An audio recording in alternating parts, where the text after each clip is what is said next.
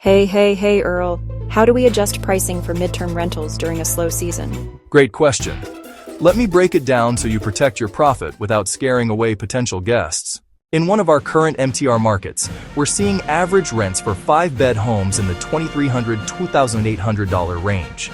If we went conservative, we'd just match that. But conservative doesn't build freedom.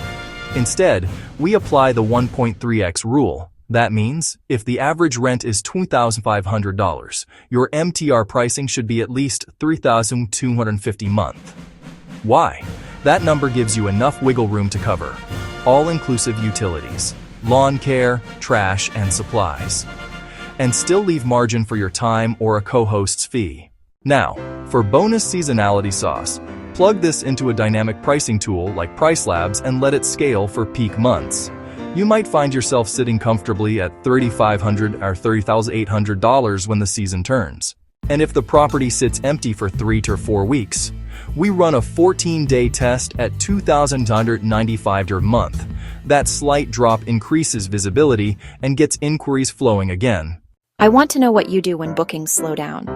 A match average rent to stay safe. B 1.3x rule with all utilities included. Use dynamic pricing to swing higher. Temporarily drop rates if it sits. Drop your letter in the comments. Let's build smarter, together. The STR game isn't just about occupancy. It's about optimized opportunity. Midterm rentals offer consistent cash flow if you know how to position them. Don't just fill your calendar. Multiply your margin. Don't just match the market. Lead it. And that, family, is the final word from Earl.